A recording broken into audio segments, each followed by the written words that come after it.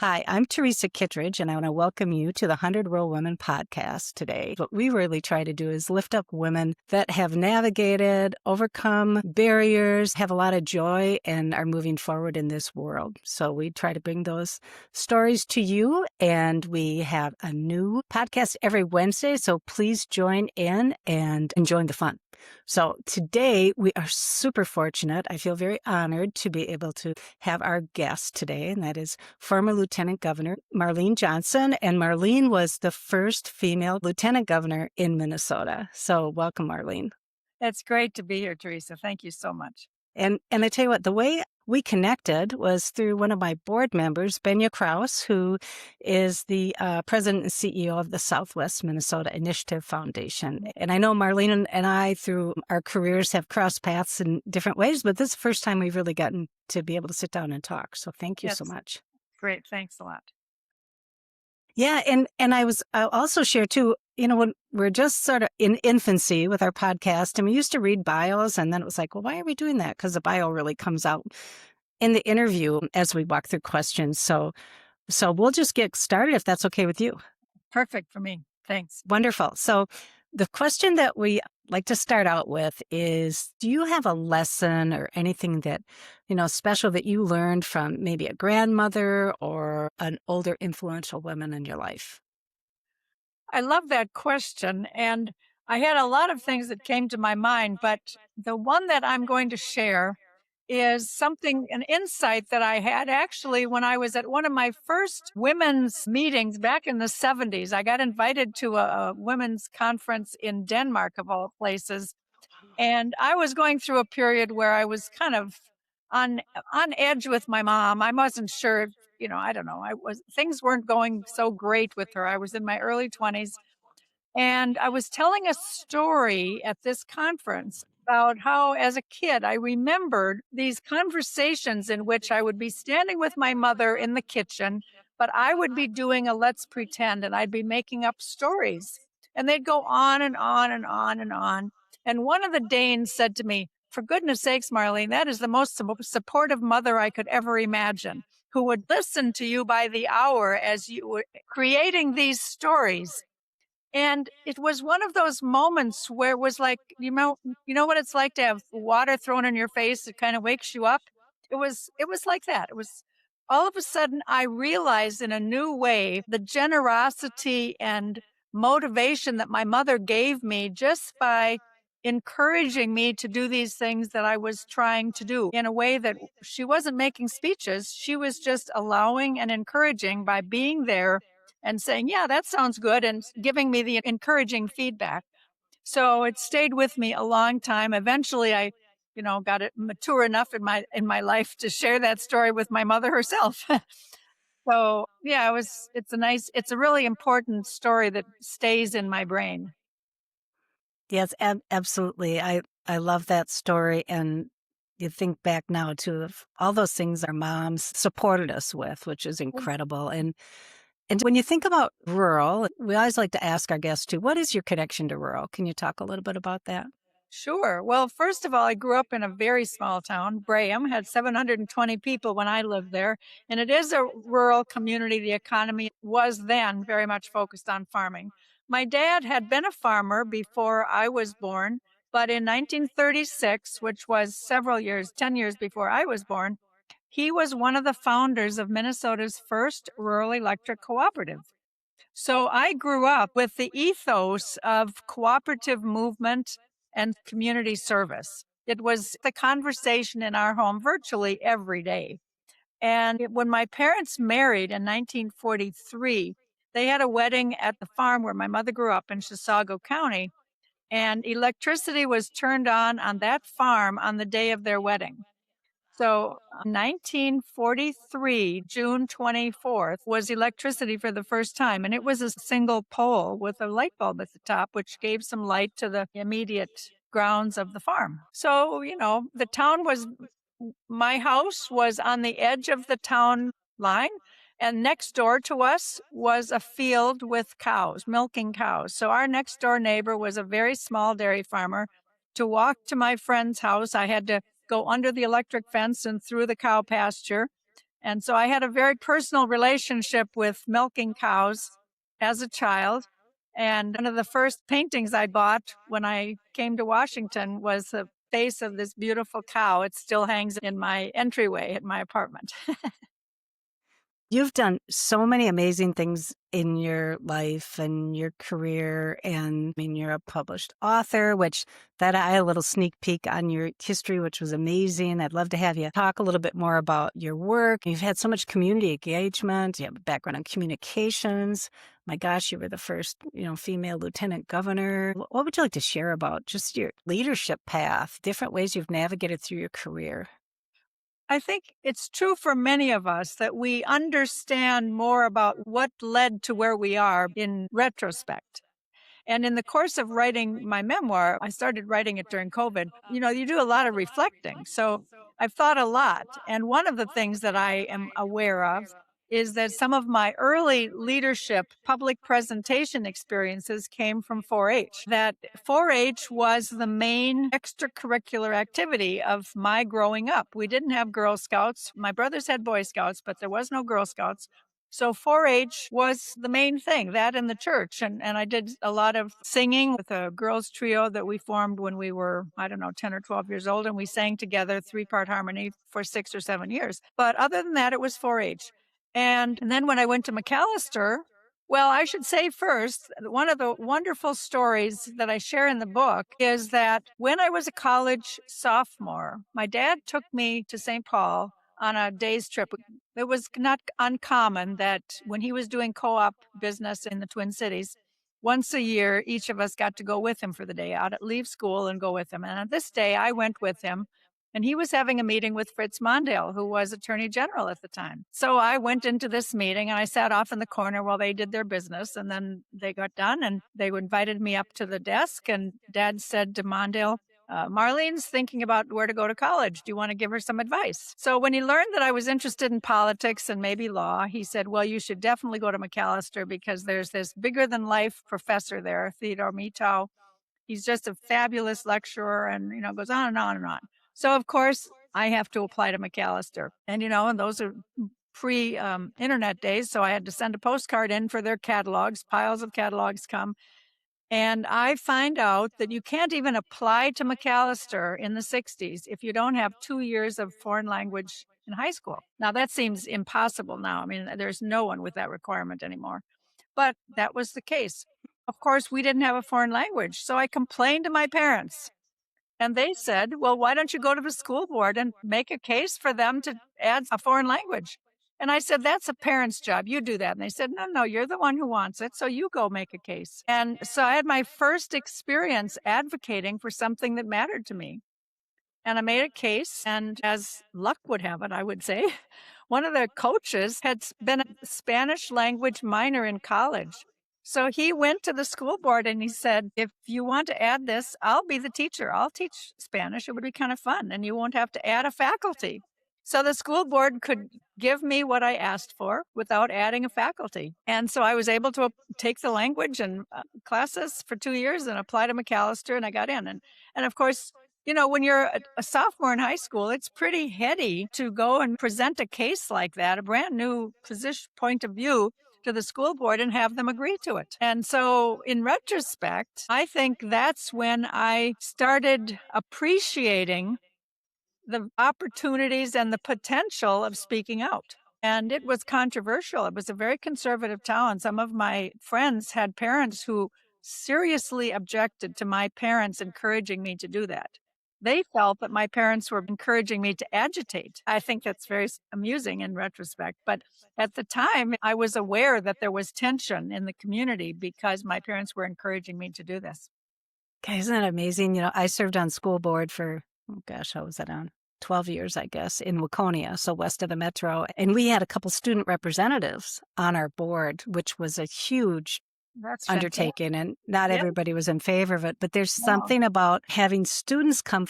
I loved it when students came in front of the board, and I loved it when we were able to have a couple of students on the board to give us advice, because those are your constituents. That's who you're serving. That's who you should be listening to. I love that story, and what a great experience. And I bet they were like, "What? Oh my gosh, who's this young woman?" So that's great. Exactly, and in today, it doesn't seem that radical because the idea of student participation is much more at least accepted. It may not be so common yet, but it's not considered agitation in the same way. Right, right. So, and then at McAllister, I was active in Young Democrats, and my first really political organizing was in 1966 in support of Sandy Keith, who at that time was Minnesota's lieutenant governor. Your listeners will know him as he was a state Supreme Court Chief Justice. But at that time, he was a baby lawyer from Rochester, Homestead County, and he was lieutenant governor, which was a part-time job at that time. And he had decided to run for governor against Karl Rolvog, who was the sitting governor. And so all of the students were supporting him because he was a young one. Even my dad was supporting him because he knew him and really liked him a lot. And so before the precinct caucuses, I started organizing the precinct that McAllister was in. I was not old enough to vote yet. Needed to be 21 then. So I couldn't participate, but I could, nothing against organizing. And of course, we did win the precinct for Sandy. But what I hadn't known, I understood we could organize. I could count votes. So I knew that we could win. But I didn't know that Doug Kelm was living in that precinct and he was on the governor's staff and he was not happy. So he took us to court. We eventually lost the case. His view was that students could not and should not participate where they went to college. And so my first political fundraising was to raise money for the court costs for that case. That John Morgan and a couple of other lawyers did the legal work for free, but we had to pay the court costs. And so I sold buttons for 50 cents a piece or something. I don't remember what. It was my first political fundraising. You never know how you're going to get experience. And then, even though we lost that case, subsequently, State Senator Nick Coleman, who became the majority leader, I didn't know him at the time. He became a very good friend later, but he introduced legislation to say that students, college students in Minnesota could participate and vote where they went to college. Minnesota became the first state in the country to allow that. Now many states do, not all, but many states allow that. But that's when it changed because of that. So, that was my second heady thing, you could say, because even though I didn't propose the legislation, our action there opened up an awareness in the political system that needed to change. And so Nick Coleman introduced the bill that changed it. So that was pretty exciting also. And then, the women's movement was just beginning. Betty Friedan's book was written. It didn't really relate to me because I was too young. I wasn't married and having kids and living at home. I understood what she was saying. Intellectually, I understood it, but it didn't relate to me, but I understood that it was opening conversations in the society that I really supported and understood emotionally as well. So in 1970, then I started my little business with another woman with $400 between us because that was all we had. And at that time, women could not borrow money without a husband or father signing the loan. And I didn't have either one at that time. Yeah, I don't think people realize that wasn't that long ago. No, it when wasn't. you think about it. I remember, I think the law changed in the mid 70s, and I remember when it changed, but I didn't remember how it changed. And I only was reminded of that in the last year when I met Kimberly Heckler, who is the daughter-in-law of former member of Congress Margaret Heckler from Maine. Peggy was in Congress and she introduced the bill that gave women access to credit. And Kim is her daughter-in-law and only learned about what her mother-in-law did when she was packing up her records after her death. Wow. And she's reading all this stuff before she throws it away and she thinks, oh my God, if I don't know this, nobody knows this. I should write my mother-in-law's story. So she wrote a biography of her mother-in-law and we've met because we're both writing books at the same time. And so it's been really fun for me to reconnect with that piece of history in the book peddling business as well. And I know there's so much more to talk about, all the different things you've done, but I do want to talk about your book a little too. We'll loop back around to talk about all the other things you've done in your career. But how was that? How was that writing a book? And how did you organize? How did you pull that together? I think it's an important story, mostly because I spent virtually 50 years of my life believing I could not write. And I believe that in the depths of my soul. I know exactly when it happened because I was a student at McAllister writing my first paper for my favorite literature teacher. He will go unnamed. I have never named him. I've named him once actually, but in a private conversation with one of his successors at McAllister. And I loved him. But he gave me feedback in red ink with not such kind language. And it broke me. Instead of going back to him and saying, talk to me about this and how I can get better. I mean, perhaps I was clinically depressed. I can't speak to my mental state at the time, but I remember very clearly how wounded I was and that my conclusion was, I can't write. So I gave up trying to write. Now, that is ridiculous, but of course I did write, but I never felt confident. And when I was lieutenant governor, I would scratch out notes for speeches and hand them over to somebody to fix. And so in my mind, I wasn't writing anything. I was just giving them ideas. And when I was the CEO of NAFSA later for almost 20 years, I had everybody around me was a talented writer. So I would write things and I'd scribble things and I'd say, make sure this is good. And so in their mind, I was writing things. So we never had the conversation that I believed I couldn't write because they were seeing it and sometimes they'd edit it, but no one ever thought that I wasn't writing except me. It's something how those messages just sort of stick with you. And then, after my husband died, that's a whole nother story. But my husband died after 9.5 years in a nursing home in Sweden after a brain injury. And when I phoned Pauline Boss, some of your members will know her. She's the person at the University of Minnesota who has done all the work on the issue of ambiguous loss. And she and I have been friends for a very long time. She knew my husband.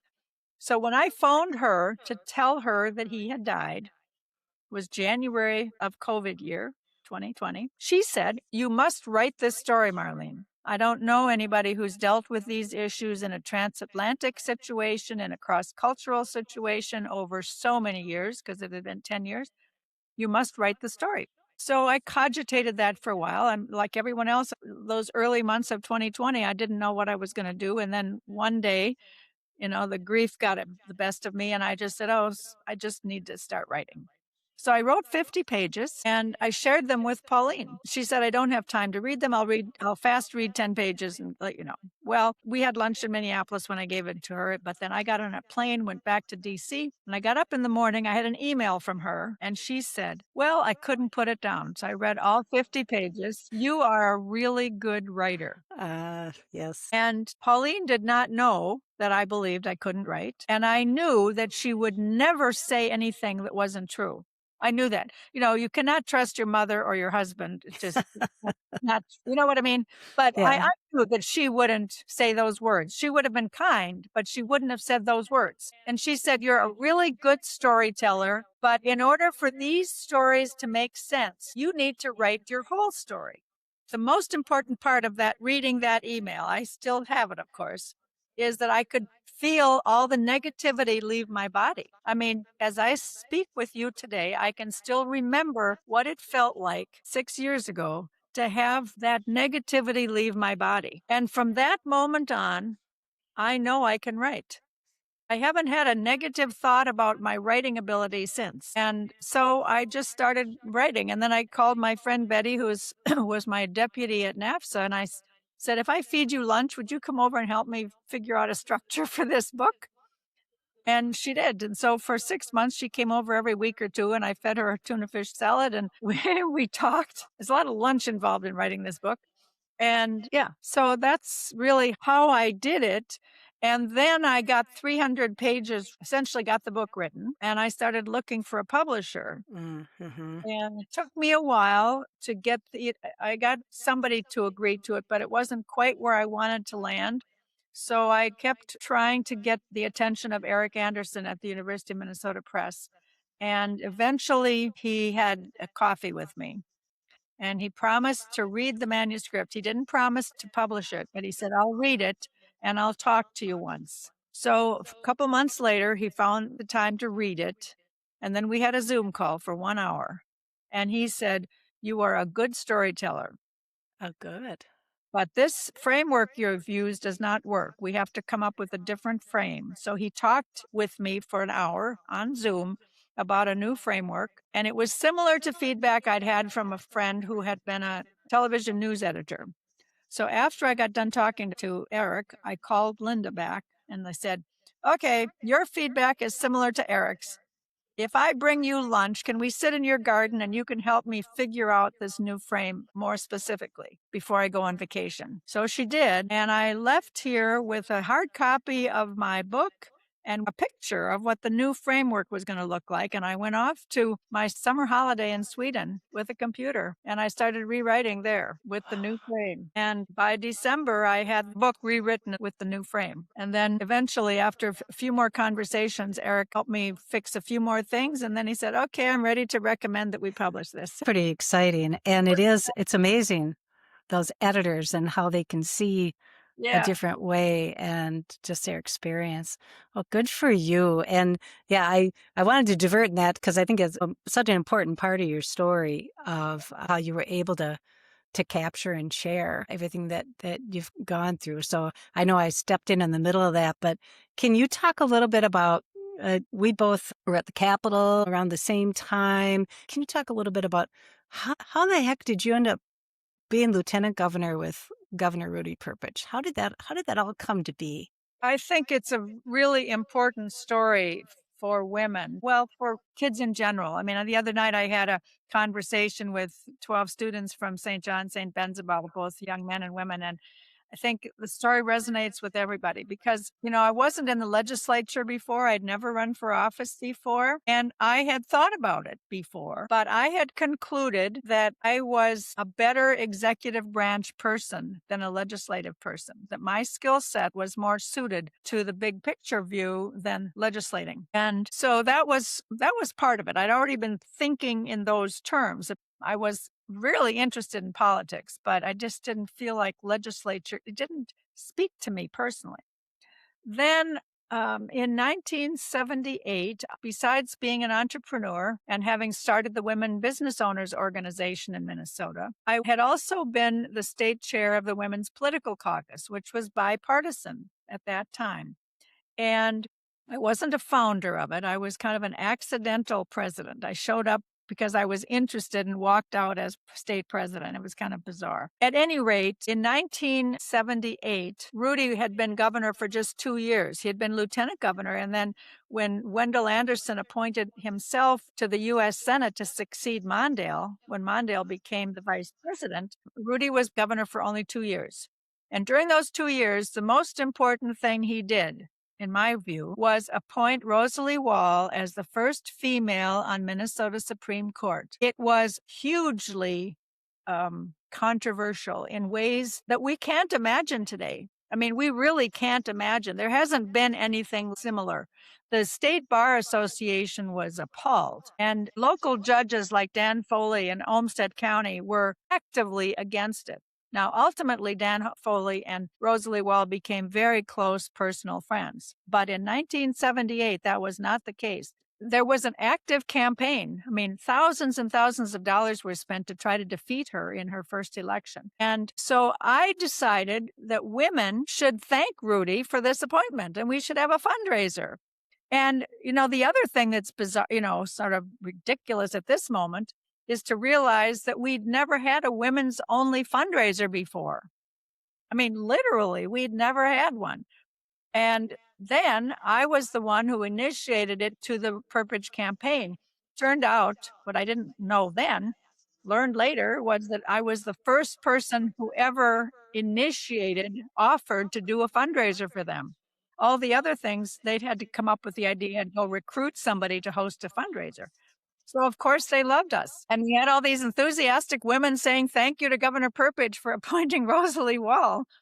And, it was pretty cool.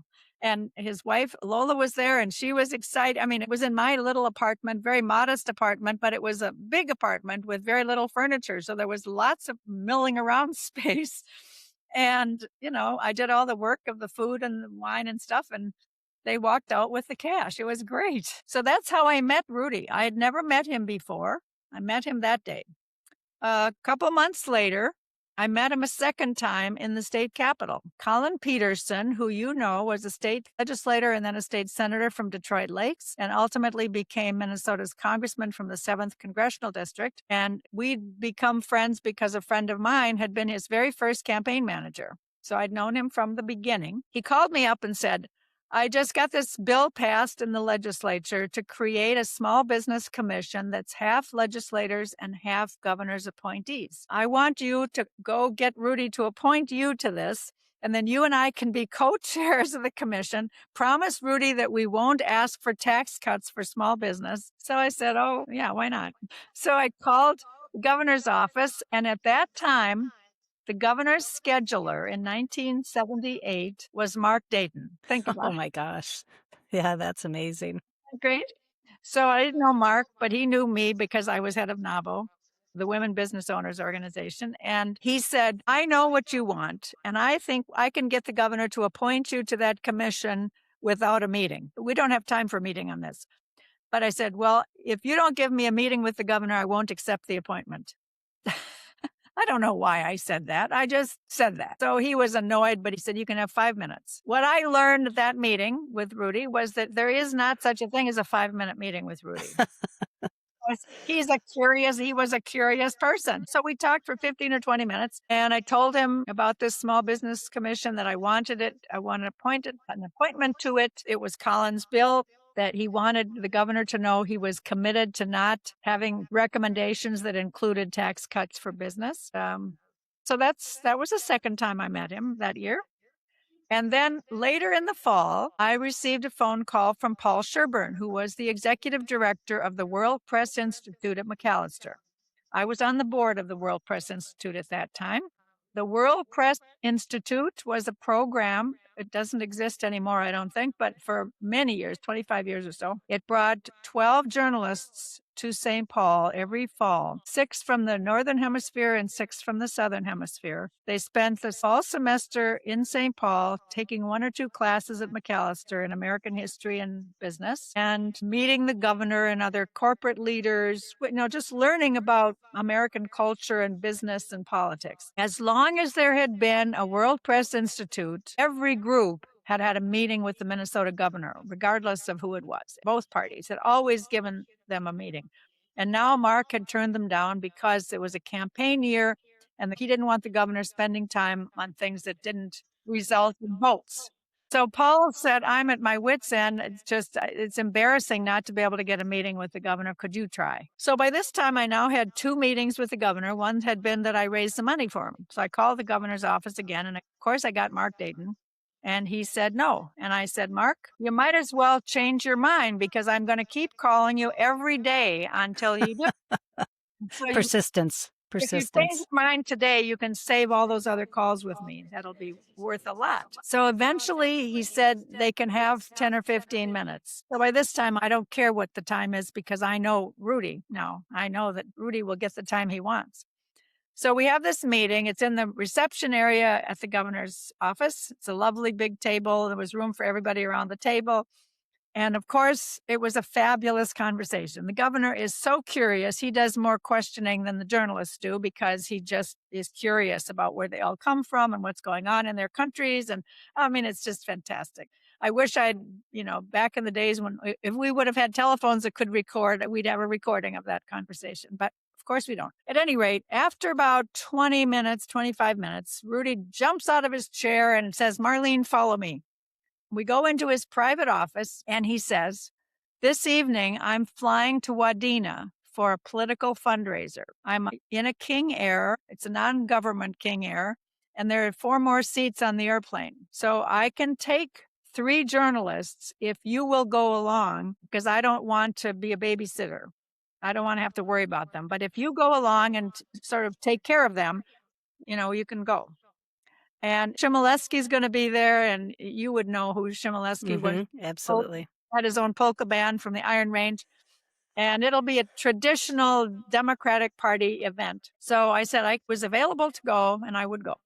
So he runs back out to the meeting and he said, "Okay, Marlene will go along. So 3 of you can go with me to a political fundraiser this evening up in Wadena. We'll get in an airplane and give you an experience. I can only take 3." So they chose among themselves which 3 would go. And off we went to Wadena. It was hysterical because, of course, it was perfect. I mean, for the journalists, they felt like they died and gone to heaven because this was true American politics. And, the women were lining up to dance with the governor, and Shimoleski's band was playing. They were selling beer and brats. And I mean, it was just a hoot. It was so much fun. And so that was my 3rd time seeing Rudy. And then, of course, he lost the election. All the Democrats, except for Joan Grow, lost the election in 1978 because they were angry with Wendell Anderson for appointing himself. And what I did not appreciate at the time, but now I do, having lost 2 elections, is that when you lose an election, nobody calls you except your mother. So Literally. true. So true. No. It's when you're in office, everybody calls. And the minute you lose an election, nobody calls. So I didn't appreciate that at the time. But at that point, I was on the national board of the Women Business Owners. So I was, generally speaking, flying to Washington once a month. So at some point in February, I called George Perpich and said to him, "Would you give me Rudy's phone number in New York?" I knew Rudy was in New York because he was preparing to go to Europe to work for Control Data. He had convinced Bill Norris that he should represent Control Data in Europe. And George said, "Oh, I know he'd love to hear from you." And he gave me his phone number. So I called Rudy and said, "I'm going to be out east next Tuesday. Could we have dinner in New York?" Absolutely. So I did. I was in DC and I flew up and back just to have dinner with Rudy and Lola in New York. And I don't know why I did that. I have no idea. I didn't have an agenda except to just be in touch. And so that was the last time I had any contact with Rudy Perpich until he phoned me in June of 1982 and asked me to run with him. And I share that story with many people, and I share it in the book because I believe it's important for all of us to remember that if we have the idea to do something, to meet somebody, to make a connection, it's not just enough to say hello. In those cases, those stories, in each case, I had an agenda, I had a reason, and I had no way to know that those reasons would add up, but I took advantage. I just let myself do those things. And the week before Rudy called me, he was in the news a lot that week. He left Control Data. He was back in Minnesota talking about running again, but it was clear he could not get the DFL endorsement because Warren Spanis was a very popular attorney general and he was the expected Democratic Party nominee for governor. And so in the press, he was talking about running in the primary and he was talking about having a woman running mate. That was interesting for a couple of reasons. Both political parties that year had been encouraged to select female running mates. The Republicans were encouraged to pick State Senator Nancy Brattis of Rochester. Nancy, I knew her. She was a terrific person, very smart, very good looking, very successful business owner in her own right. She had a political consulting firm nationally known, and she had been elected to the state Senate. So what's not to like about this? But the Republican candidate for governor could not handle it. I mean, it was pretty clear. So the public watched the Republican Party reject the idea of a female running mate. And then the Democratic Party convention happened, and Warren rejected Joan Grow. Now, Joan will say in her own book that she didn't want to run for lieutenant governor because she had her eye on the Senate, which she ultimately did. But either way, it was pretty clear Warren didn't want a running mate. So the public had already watched both political parties reject women. It's important to remember in history that the public is paying attention and there is a moment in time when the public is ready. Yeah. And clearly they were ready. They were watching with interest, and they watched with interest and amazement that both parties said no. And then there's Rudy. And there's an article in which Laurie Sturdivant writes the article about he's thinking about writing. thinking about a woman, and the article lists several women. Doesn't include me. It includes Linda Berglund, the Phyllis legend. Kahn? Khan, thank you. Mhm. Joan Grove, somebody else. But I'm not there. In my journal that day, I was a journal writer already for 12 years at this point. In my journal that day, I wrote, "If Rudy wants to win, he'll call me." Nobody knows. I mean, I didn't tell anybody that I wrote that. I did, though. That journal is in the Historical Society archives. And anyway, then he called me. That's an incredible story, and I love the way you talk about him being so curious, because I think so many of us who were around the Capitol in those days, they have a lot of great Rudy Purpose stories, but when you guys won and came in, I, at the time, was running the education programs for the House of Representatives. My office was right next to the transition office. So he'd like come in every morning, chat, quiz me. I loved it. And you had such an administration of firsts. There were so many firsts. Exactly. What an incredible, and the way that he empowered you as a lieutenant Well, governor, I think, yes, and that was also a first. Lieutenant governors before me had never had a significant role in the administration. When Rudy was lieutenant governor himself, he and Wendy, the governor, didn't even have one private conversation in the whole 6 years. Oh my gosh. And Rudy, wanted a different model for his own administration. And he talked to me about that. And at the beginning, he said, "I want you to chair the Open Appointments Commission because I am committed to integrating by gender and race every board and commission that the governor makes appointments to. And I want you to head the state's tourism marketing program because I believe tourism should be the third largest economic driver for the state, but it won't happen if we don't give it focused attention." Ultimately, later, I also proposed to him that I had the children's agenda, which he supported.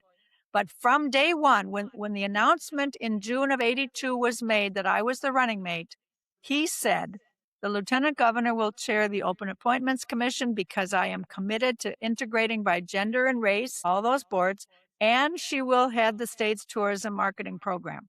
That was a first. It had never happened before.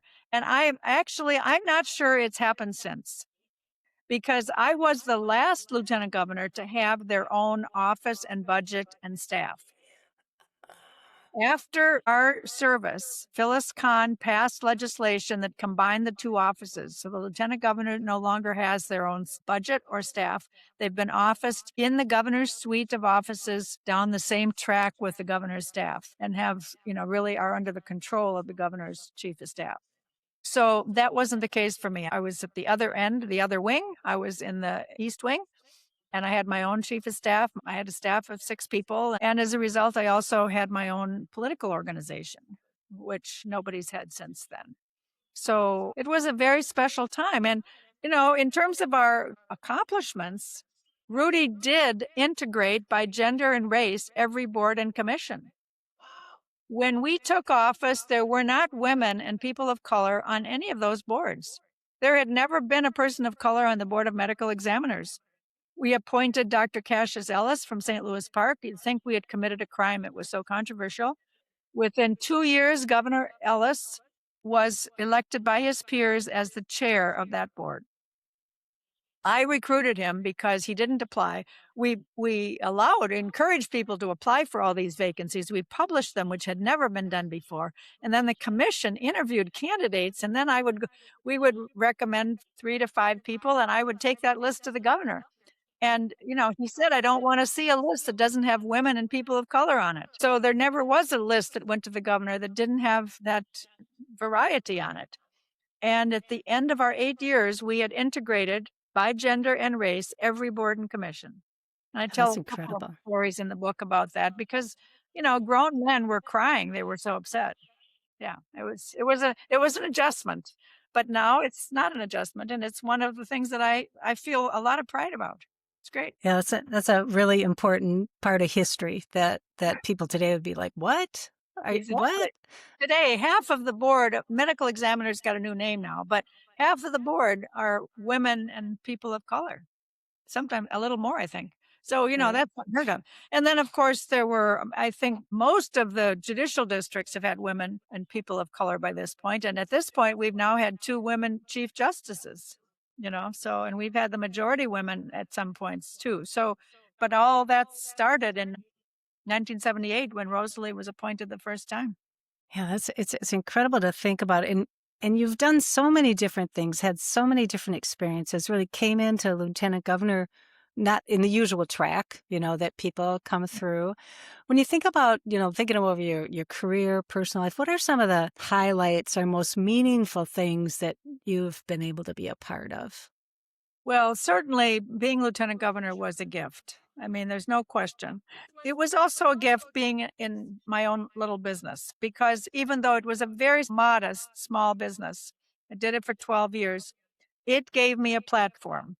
There were so few women owned businesses at the time, and the Chamber of Commerce wasn't that interested in having us involved. So we created the Women Business Owners Organization, and that gave us political strength.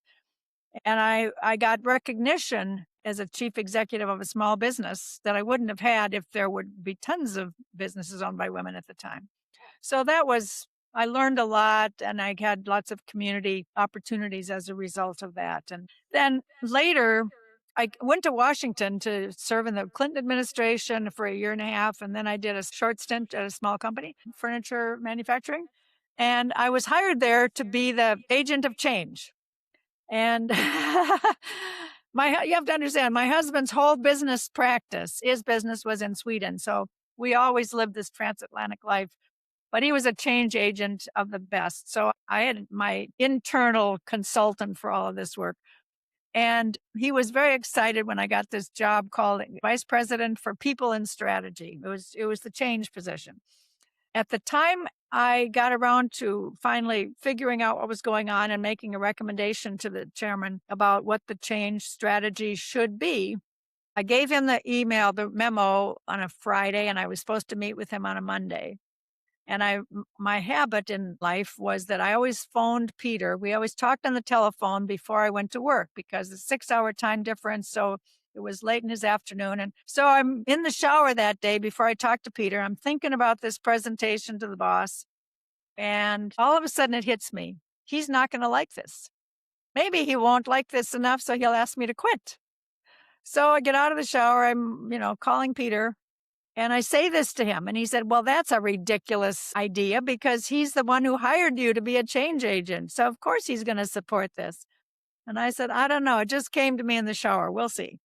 So we talked, and then I went off to work and had my meeting with the boss. Everybody, all the management team is excited about this. They've all had input, and everybody's on board. I have the meeting with the boss. And this is the person I like, by the way. And so I had no discord with him at all. And we're having a nice conversation. And he says, Marlene, I think we need to slow down the change process. And I'm thinking to myself, this is what I was thinking about in the shower. How am I going to respond to this? So I wasn't quite sure what would come out. And then without understanding what I was going to say, I heard myself say, well, Jerry, you're the boss. You have every right to a change process at the pace you want. But I don't do slow. So I think I should leave. I mean, I heard myself say that and I'm thinking, I think I just quit. And he said, well, I didn't mean you should quit.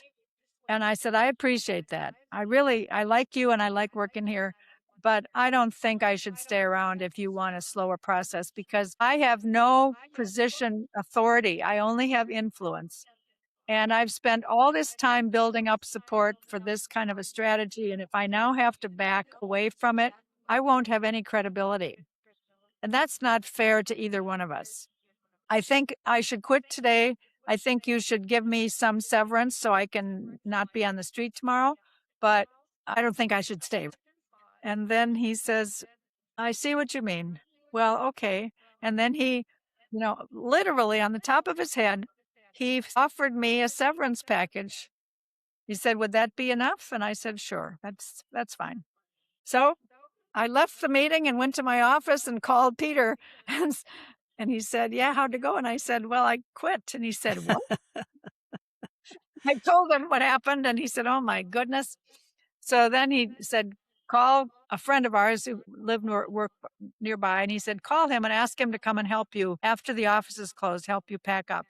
So you shouldn't pack up alone, and you shouldn't pack up while the office is still open." Yeah. So that's what happened. And then yeah, so then I was on the street. And then I thought, "Okay, Marlene, you need to figure out what you wanna do when you grow up." Because at that point, I had never applied for a job. I had started a business. The governor called me and offered me opportunity. The Clinton administration job came to me. The furniture job came to me. These jobs just came to me, and I said yes because I was ready for a change, and it was a good deal. But I figured my luck was out, and I needed to figure this out now and do something because the next thing I did, I wanted it to be the last thing I did. And I had this transatlantic marriage, so I wanted something that would be comfortable with my personal choices, that would not think that my international marriage was bad or odd, or, that would be able to accept who I was and what my life was. So I was on the street for 11 months and I worked with a coach to help me be, deliberate. I was very disciplined in my search that year. I spent, 4 to 6 hours every day working on what I was going to do next. And by December, I had a job offer to be the chief executive of NAFSA, Association of International Educators, which turned out to be just a perfect fit for them and for me. And I did that for the last almost 20 years. I retired from there after just under 20 years. Good for you. And you've gone through, I mean, public service, entrepreneur, working with corporate, and had a very public life also. So when you think about, what do you do for fun? What do you do for fun? How do you recharge, especially when you're in those high stress situations? How do you release? My most important activity is walking. I've just always been a walker. And since I was in Minnesota, I was walking 3 to 4 miles a day always, and I still do. And so that's my go-to place. I am very intentional about hanging out with my pals. And I still entertain a little bit, not as much. I don't give dinner parties for 8 or 10 anymore without my husband because I can't handle it, but I can still do dinner parties for 6 of us by myself. I still do. And I read a lot. I read everything. I'm not sure that I've achieved reading as much as Peter did, my husband, because he read so much that I don't think I could keep up. And I don't read in 3 languages, which he did. I only read in English, but I read history. I read a lot of novels. I read mysteries and a lot of biographies. Yeah, a lot of stuff. Travel. Travel is important. Yeah. Oh, love to travel. Uh, you're in DC at that national scope, and just there's a lot of stuff going on in our world right now. And I see this with you. I see you're a positive person. How do you stay positive? Well, for me, it's not an option. I've always just had a can do attitude. And of course, I get discouraged. I mean, right now, I find it very disconcerting to have military officers walking the streets of my city. Before last August, the only time I'd ever experienced this was in Istanbul and in Sudan. And so for me to have this happening in America is just horrible. And then to live through what Minnesota did with the ice surge, it was, very harsh, except that I was so proud of my Minnesotans, friends and family. Y'all just did an extraordinary job of tending to the people and speaking the truth and doing it in a way that was extraordinarily powerful to the whole world. I don't think I've ever had as many emails from all around the world as I had about you Minnesotans are a fantastic crowd. But that said, I find that it's just important to always be doing something positive. I can't stay in a negative space. Psychologically, I can't stay there. It's not good for me. And ultimately, my own personal survival is to be good, to be happy. And I think walking is one of those things. I think listening to books has helped me a lot. I probably watch more foreign television than I ever did before because I really enjoy watching mysteries that take place in the far parts of France and Italy and Austria. It's just a way to see the world without traveling. And yeah. And when you think about just women, 100 Rural Women, what do you think that we can all do? And particularly thinking about how with younger women too, but what can we do to better support women, rural women? I think the most important thing we can do, and we can do it virtually every day, is to be there for each other and to encourage each other and to look around and see where the gaps are. Does your town have women on the firefighting volunteer group? If not, you need to see that that happens. I mean, it's really important. It is really important that there are women on the school board. It is really important that your electric cooperative has women on it. My mother and her friend Gladys, well, they weren't friends at the time. She and Gladys were the first women elected to the electric cooperative that my Uh, dad founded. But since then, there have always been a couple women. And there are women on many of the cooperatives, but not all of them. So many of yeah. your members are members of electric co ops that don't have women on them yet. And those are really interesting assignments. They're popular because they're so interesting. So they'll be, you'll have competition and you won't always get elected, but you still have to run and you have to start looking at those things and be willing to lose. I mean, it's not the end of the world to lose an election. I'm living proof of that. And you learn a lot even in the running. But many of the times you're going to win because there's a lot of support and help out there for women who are willing to run. So that's the most important thing. And as we listen to each other, it's important to ask questions, ask each other what it is, where is your passion, or what do you see as an opportunity? And then listen carefully and then encourage. Because sometimes we're a little too shy about speaking our own truth, and we can help each other get to our own truth, I think. Absolutely. And I just have appreciated your time today. And we always like to close with this question. It's a two-parter, of course, but when you think about it, what advice would you give your younger self? And what advice would you give a young woman who's trying to navigate in rural America?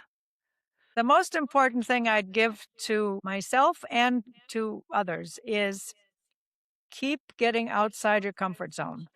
Just know what your comfort zone is and then go beyond it. It's like, shame on me for letting a professor define my view of my writing skills. I mean, how ridiculous is that? It's ridiculous. And there were things I didn't do high school debate because I was afraid. That's an insight or a recollection that I've had since I wrote the book. So it's not in the book. But, I did other speech things, but I didn't do the debate because I was afraid.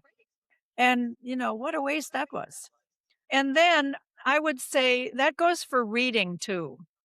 Mm. I have friends who don't read novels because it's not serious work. And for me, I think novels is one of the places where we see things about the world in ways that we wouldn't see at other times. In Minnesota right now, for instance, writers like Kalia Yang are writing these amazing things about the journey that the Hmong people have had to arrive in the US, 25, 35 years ago. But those stories are just mind blowing because it causes us to think about things, not just what they went through, but how it relates to where we are today. And that informs a lot of what Minnesota has been going through in the last 5 months, for instance. And then there are books like, one of my college friends, Christina Baldwin, has written a book recently called The Beekeeper's Question. Christina has been a nonfiction writer since we were at McAllister together. That's her life. But all of a sudden, she finally got around to writing a novel, and it's a historic novel that takes place in Montana, bits and pieces from her childhood. But it's just, for me, I have never before thought about or been exposed to the day to day life of families here who had soldiers there during World War II. mean, all of what we learn about World War II takes place in Europe. And Christina's book, The Beekeeper's Question, gives us insight into one family and community in Montana. What is all the all the things that are going through that are affecting that family, that include the internment camps, that include the way we treat Native Americans. I mean, it's all there in a way that has never been crossing my brain in the past. So for me, it's what we read needs to expand, just because it's a way for us to open our minds in ways that help us on a day to day doing whatever leadership roles or whatever roles we have in our communities and families. Yeah, I so agree. And, we have a book group and we read nonfiction one month, fiction the next month. And I am Oh, not a nonfiction reader, but I've become one.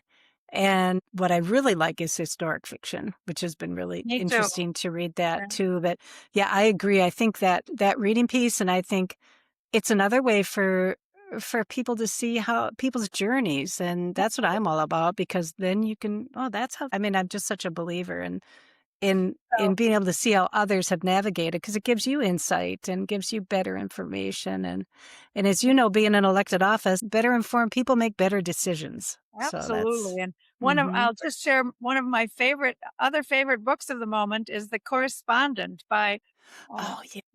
have you read it? I just recorded a podcast yesterday, and that was the book that came up, was The Okay, well, Correspondent. Yeah. it is the best. It's the framework of the book is all letters between the main character and all of her friends and family, and Yeah. it's brilliant. It's the first novel, and Levin, and it's a fabulous look at a life, and there's something in it for all of us. It's really great. I'm super excited to read it. Yeah, I interviewed Heidi Holton, who's with our public radio station up here, KAXE, and she talked about that book. And I thought, okay, I wrote it down. I was like, okay, I have to order that. Well, I bet, you have lots and lots of women-owned independent bookstores in Minnesota. I've Hmm. been at many of them, and the women booksellers are doing a fabulous job. All of them, I can guarantee they all have The Correspondent on their shelves. It's definitely on my list. Yes. So I know we've taken a lot of your time, but I appreciate it. Is there anything else that you'd like to share, Lieutenant Governor? Anything you can think of? Oh, I think I'm just so glad that you have this organization that is connecting women and encouraging leadership. I just can't say enough of how important it is to do that on a personal basis and in an organizational way as you are doing, because virtually most of us need more encouragement than we get. And when we encourage others, it helps us as well. So it is always a circle and a two and three-way street. We have to do it. No, it's an honor to do this work. I just feel so fortunate. And it's such an honor to be able to meet you and to be able to share more about you and share with people, about how lucky we were have to had you leading in Minnesota and leading across all these different sectors. So thank you very much. I appreciate your time, and just keep going. That's what I say. Keep going. You too, and Okay. thank you so much, Teresa.